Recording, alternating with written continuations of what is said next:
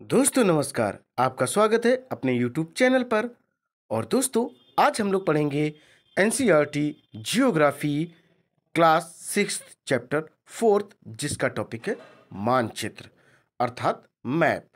दोस्तों यह class state PCS, UPSC examination, SSC CGL, TST, PST, super TET, CTET, SSC GD, RO, ARO, D triple SV, even ऐसे सारे exams के लिए important है जिसमें मैप से रिलेटेड टॉपिक आता है।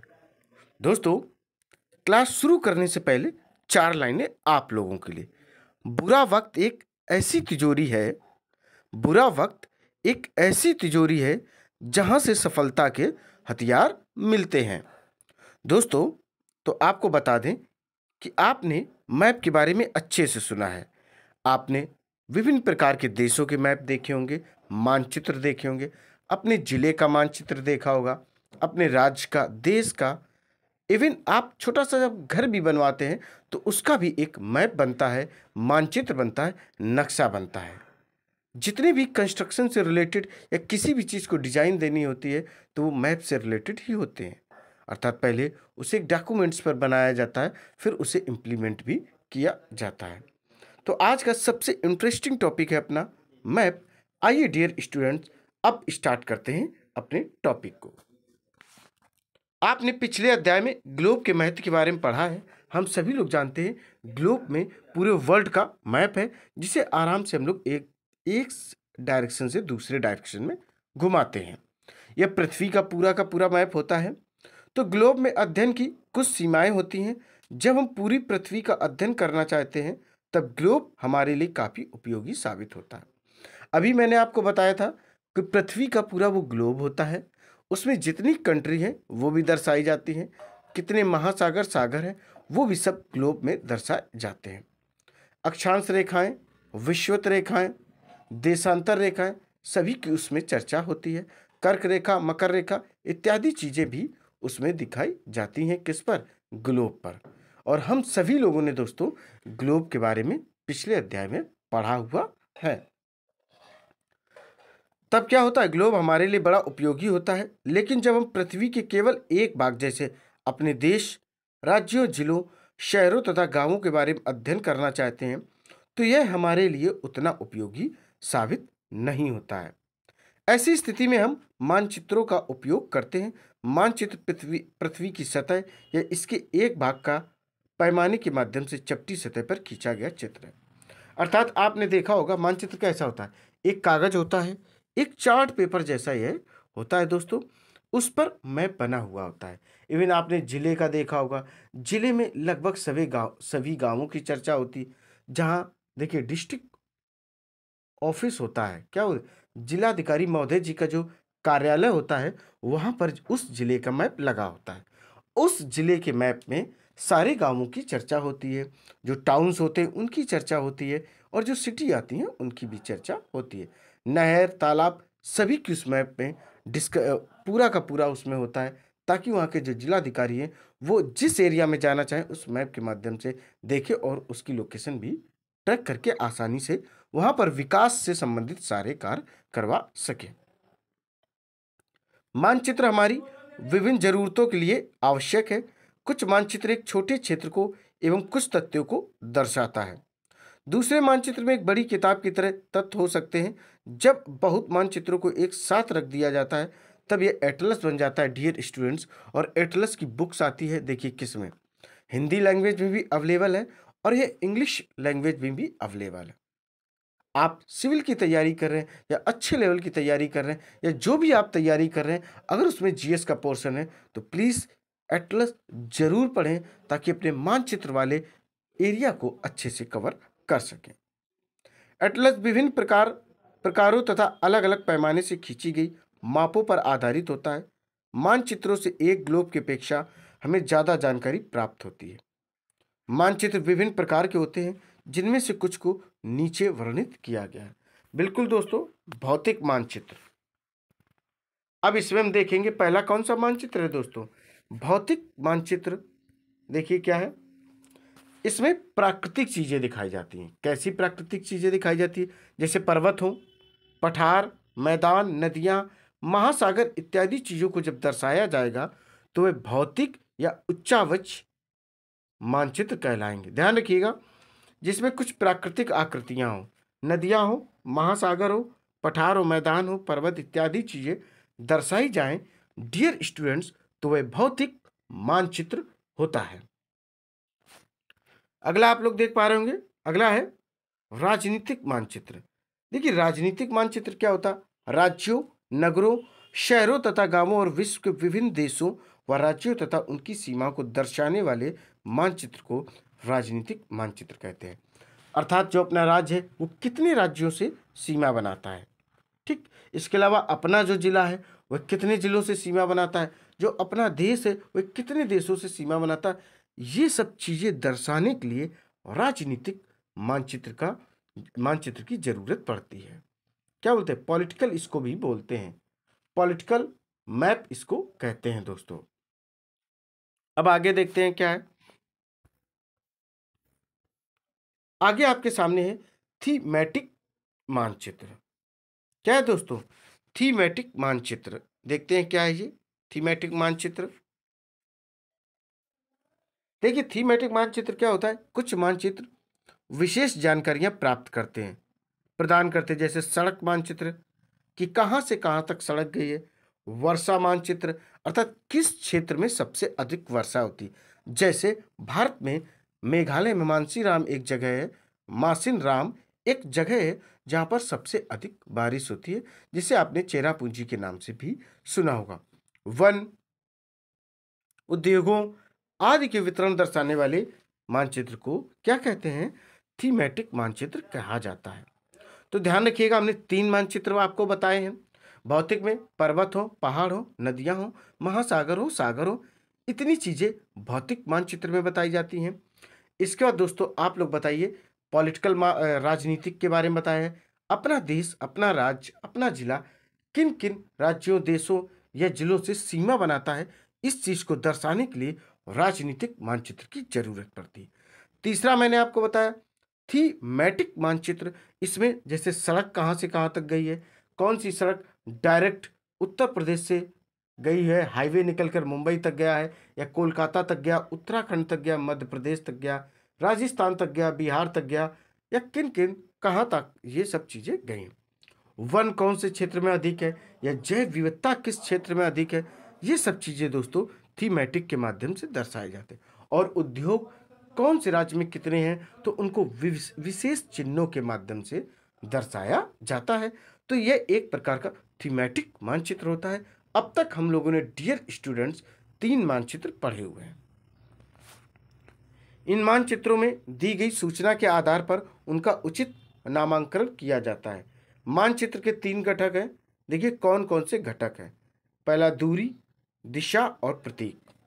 देखिए मानचित्र से आपको यह पता चल जाएगा कि अगर आप देखना चाहें कि उत्तर प्रदेश के जो राजधानी लखनऊ से दूरी अगर आप भोपाल की देखना चाहें तो आपको दूरी भी पता चलेगी, प्लस मानचित्र के माध्यम से दिशा और प्रतीक के माध्यम से दर्शाया जाएगा कि जैसे उत्तर प्रदेश की राजधानी लखनऊ है तो वो एक विशेष प्रतीक से दर्शाई जाएगी। ऐसे ही मध्य प्रदेश की राजधानी भोपाल है तो उसे भी विशेष प्रतीक या स्पेशल साइन से बताया जाएगा, ताकि आप आराम से आइडेंटिफाई कर लें, पहचान लें किस राज्य की कौन सी राजधानी है। अब हम लोग देखेंगे दूरी। देखिए दोस्तों दूरी में देखते हैं, मानचित्र एक आरेखण होता है जो कि पूरे विश्व उसके एक भाग को छोटा कर कागज के एक पन्ने पर दर्शाता है। यह बात हम सभी लोग जानते हैं, कितना बड़ा विश्व है उसे एक छोटे से ग्लोब में दर्शा देते हैं, एक छोटे से मैप में मानचित्र के द्वारा प्रदर्शित कर देते हैं। ठीक है दोस्तों, ये कह सकते हैं कि मानचित्र छोटे पैमाने पर खींचे जाते हैं, लेकिन इसे इतनी सावधानी से छोटा किया जाता है ताकि स्थानों के बीच की दूरी वास्तविक रहे। अर्थात इसे बहुत अच्छे से मेंटेन किया जाता है। जो कंट्री जितनी दूरी पर है उतनी दूरी पर दर्शाया जाएगा। ऐसा नहीं कि मानचित्र बना रहे उत्तर प्रदेश के बगल में गोवा रख दें। गोवा की जो लोकेशन महाराष्ट्र और कर्नाटका के बीच में है तो गोवा की लोकेशन वही रहेगी।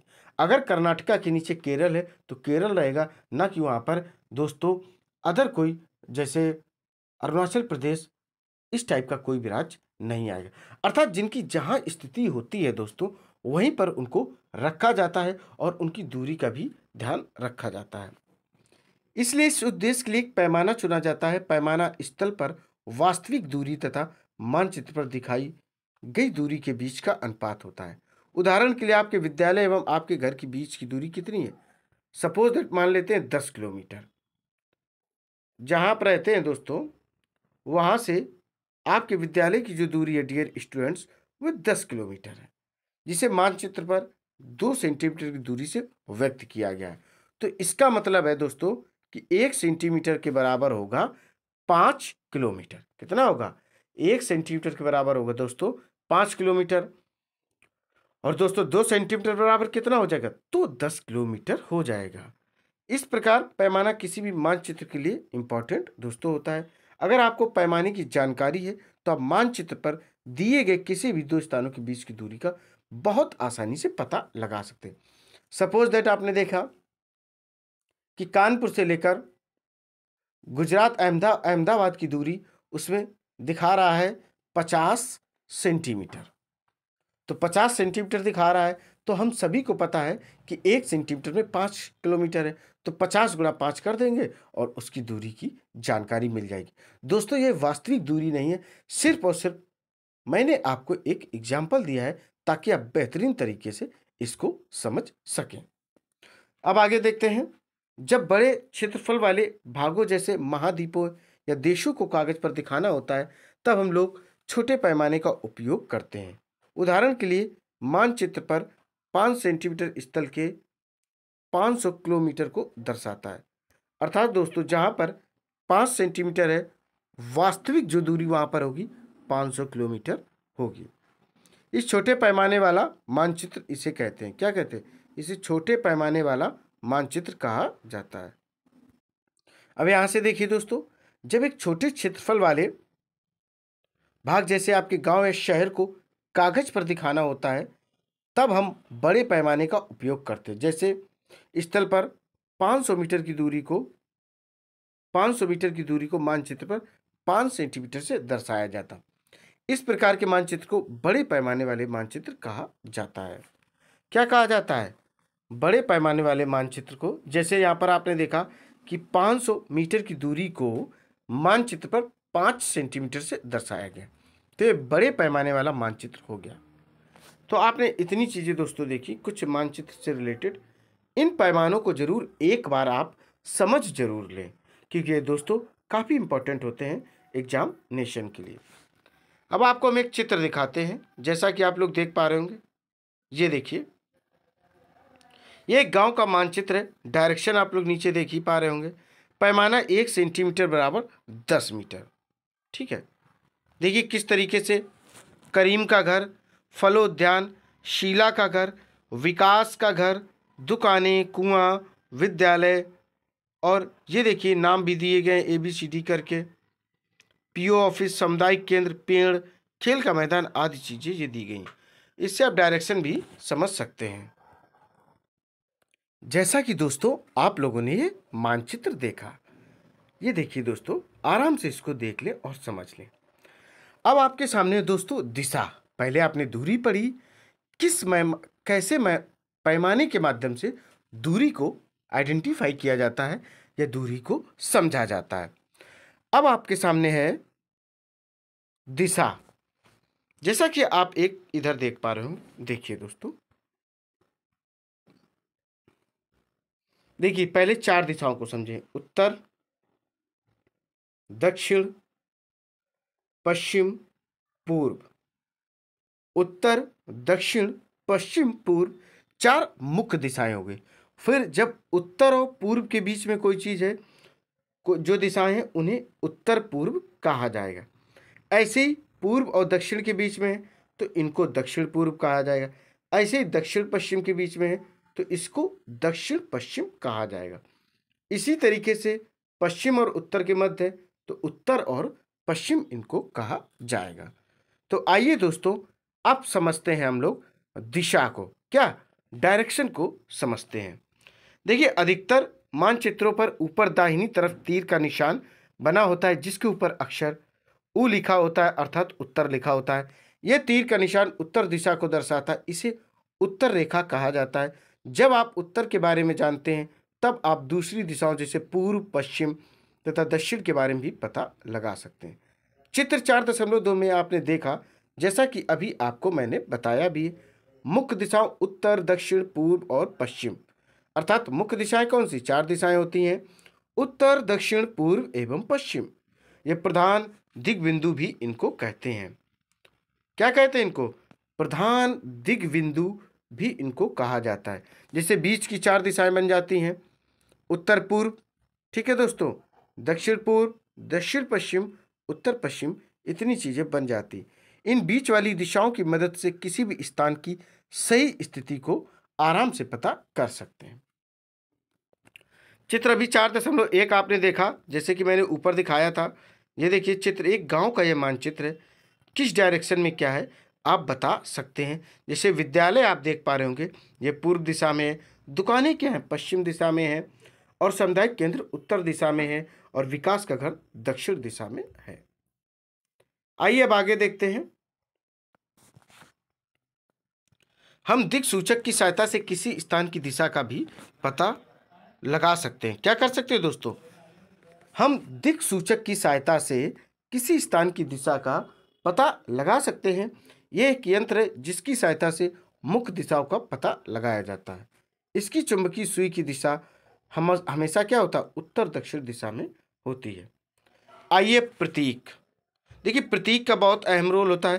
प्रतीक के माध्यम से ही दोस्तों हम लोग ये समझ पाते हैं, जान पाते हैं कि मानचित्र में सड़कें दर्शाई गई हैं, नदियां दर्शाई गई हैं, या वन दर्शाए गए हैं, या उद्योग दर्शाए गए हैं, या ऐतिहासिक इमारतें दर्शाई गई हैं, या विशेष फसल उत्पादन वाले क्षेत्र को दर्शाया गया है, या सागर, महासागर, या सूखा या बाढ़ से ग्रसित क्षेत्रों को दर्शाया गया है। इन सबको एक विशेष प्रकार के प्रतीक चिन्हों से ही दर्शाया जाता है। स्पेशल साइन के थ्रू ही इनको प्रेजेंट किया जाता है। आइए अब आगे बढ़ते हैं। यह किसी भी मानचित्र का तीसरा प्रमुख घटक है। किसी भी मानचित्र पर वास्तविक आकार एवं प्रकार में विभिन्न आकृतियों जैसे क्या क्या है दोस्तों? भवन, सड़क, पुल, वृक्षों, रेल की पटरियां या कुएं को दिखाना संभव नहीं होता। इसलिए वे निश्चित अक्षरों, छायाओं, रंगों, चित्रों तथा रेखाओं का उपयोग करके दर्शाया जाता है। अर्थात मैप के आपने दाहिने बाहिने या ऊपर देखा होगा, नीचे देखा होगा, कहीं ना कहीं लिखा होता है सीधी लाइन में यह सड़क है, थोड़ा घुमावदार लाइन होगी तो हो सकता है वह किसी नदी को दर्शाती हो, कुछ हरे हरे पेड़ होंगे तो वह वन को दर्शाते हो। इस प्रकार के प्रतीक चिन्हों का इसमें उपयोग किया जाता है। देखिए होता क्या है दोस्तों, ये प्रतीक कम स्थान में अधिक जानकारी प्रदान करते हैं। इन प्रतीकों के इस्तेमाल के द्वारा मानचित्र को आसानी से खींचा जा सकता है तथा इनका अध्ययन करना आसान होता है। अगर आप एक क्षेत्र की भाषा को नहीं जानते हैं तथा आप किसी से दिशाओं के बारे में नहीं पूछ सकते, तब आप इन चिन्हों का उपयोग कर सकते हैं। आइए दोस्तों देखते हैं। देखिए दोस्तों, अब हम लोग देख पा रहे होंगे, सबसे पहले आप समझें क्या दिया गया है। सबसे पहले आपके सामने रेलवे लाइन, बड़ी लाइन आप देख पा रहे होंगे, यह रही। मीटर लाइन इस चिन्ह के माध्यम से दर्शाई जाती है। जो रेलवे स्टेशन है वो इस तरीके से प्रदर्शित किया जाता है किसी भी मैप में या मानचित्र में। दूसरा आप देख पा रहे होंगे सड़कें हैं। क्या देख पा रहे हैं आप लोग दोस्तों? सड़कें आप लोग देख पा रहे होंगे। इसमें देखिए कच्ची जो सड़क है, सॉरी पक्की सड़क 2 लाइनों के माध्यम से, कच्ची सड़क जो है वह डॉट डॉट के माध्यम से दर्शाई जाती।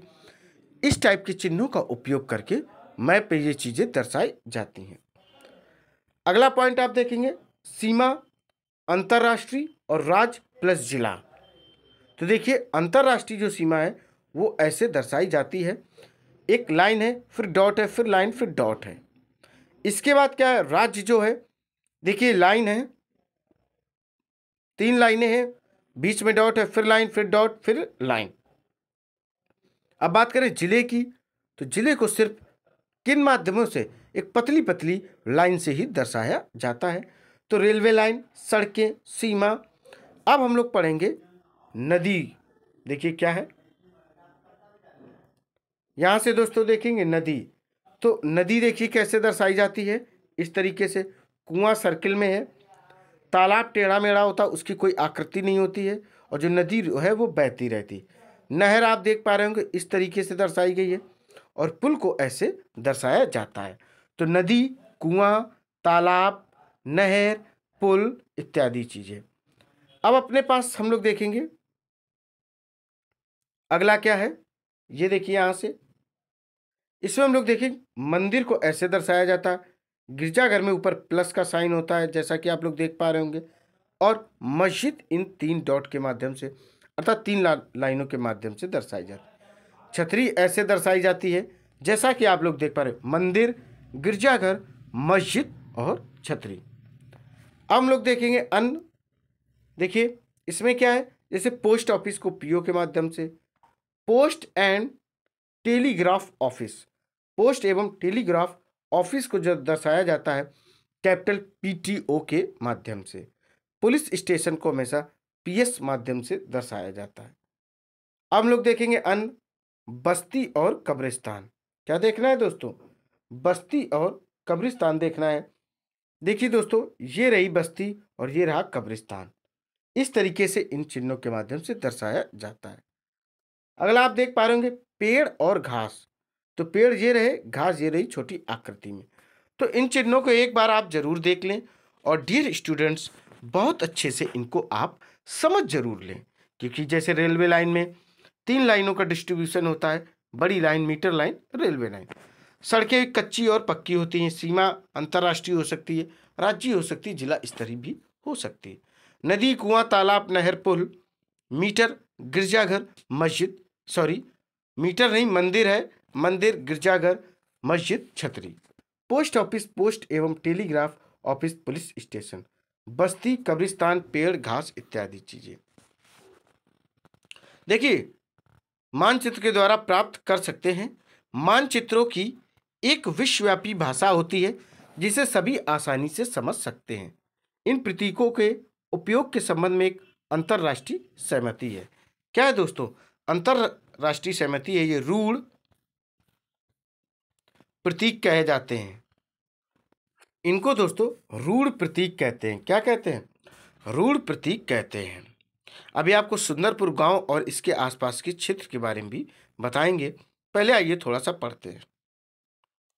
देखिए दोस्तों, कुछ रूढ़ प्रतीक चित्र आपको 4.3 में अभी बताए हैं। विभिन्न रंगों का उपयोग भी इसी उद्देश्य से किया जाता है।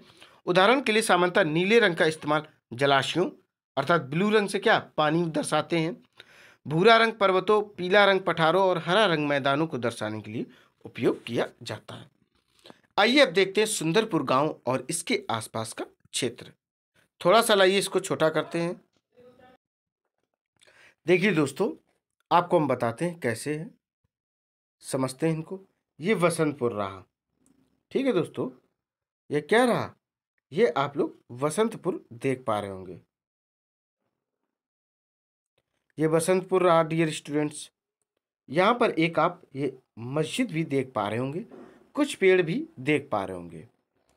ये आप देख पा रहे होंगे, ये उत्तर डायरेक्शन, नीचे दक्षिण है।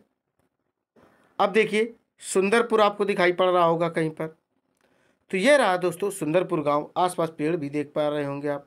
मंदिर देखिए नीचे दिया गया है, एक नदी भी है, विद्यालय भी है, और ये देखिए पोस्ट ऑफिस और टेलीग्राफ ऑफिस है, दोनों चीज़ें हैं। ये देखिए दोस्तों, ये इस मैप को अच्छे से समझे, डुमरी, विद्यालय, सब चीज़ें, कुछ कब्रिस्तान है, मंदिर भी हैं, सब कुछ दर्शाया गया है।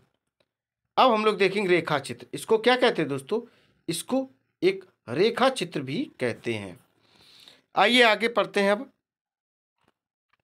रेखा चित्र एक आरेखण है जो पैमाने पर आधारित न होकर याददाश्त और स्थानीय प्रेक्षण पर आधारित होता है। कभी कभी किसी क्षेत्र के कच्चे आरेखण की आवश्यकता वहां के एक स्थान को दूसरे स्थान के सापेक्ष दिखाने के लिए होता है। मान लीजिए कि आप अपने मित्र के घर जाना चाहते हैं, लेकिन आपको रास्ते की जानकारी नहीं है। आपका मित्र अपने घर के रास्ते को बताने के लिए एक कच्चा आरेखण बना सकता है। इस प्रकार कच्चे आरेख को बिना पैमाने की सहायता से खींचा जाता, इसे रेखा चित्र मानचित्र कहते हैं। क्या कहते हैं, रेखा चित्र और मानचित्र कहते हैं। रेखा चित्र मानचित्र इसको पूरा कहते हैं। जैसे आप किसी दोस्त के घर जाना चाहते हो तो उसने क्या किया कि कॉपी पर उसने फटाफट बनाया कि एक रास्ता आएगी, पुल से मुड़ना, अगल बगल 2-4 पेड़ है, आगे चलना मंदिर है, थोड़ा आगे चलोगे एक मस्जिद मिलेगी, थोड़ा आगे चलोगे एक पुलिया से मुड़ जाना, फिर आपको बड़ी सी बिल्डिंग दिखाई पड़ेगी, फिर आप इधर। उसने ये चीज़ बनाई और आपको व्हाट्सएप पे भेज दिया। आपने वो एड्रेस देखा, उसी के सहारे आप चले गए। तो ये क्या है? ये एक रेखा चित्र मानचित्र कहलाता है, ये विधि। आगे देखते हैं खाका। अब खाका समझते हैं ये क्या होता है दोस्तों। देखिए दोस्तों, एक छोटे क्षेत्र का बड़े पैमाने पर खींचा गया रेखा चित्र खाका कहलाता है। एक छोटे क्षेत्र का बड़े पैमाने पर खींचा गया रेखा चित्र खाका कहलाता है। जैसे जिला है, ठीक है। अब जैसे आप वर्ल्ड का मैप पढ़ो, वर्ल्ड में इंडिया कितना छोटा है, इंडिया में आप यूपी लें, कितना छोटा दिखाई पड़ेगा। फिर यूपी में आप एक कोई जिला ले लीजिए, जैसे कानपुर, लखनऊ या औरैया, इटावा, बदायूं, कोई भी आप जिला ले सकते हैं। एक जिला ले लीजिए, जिला कितना छोटा।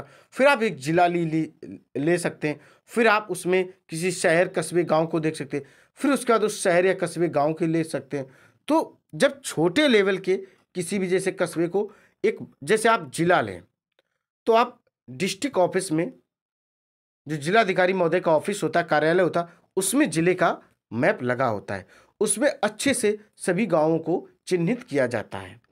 तो यह भी एक खाका का एग्जाम्पल है।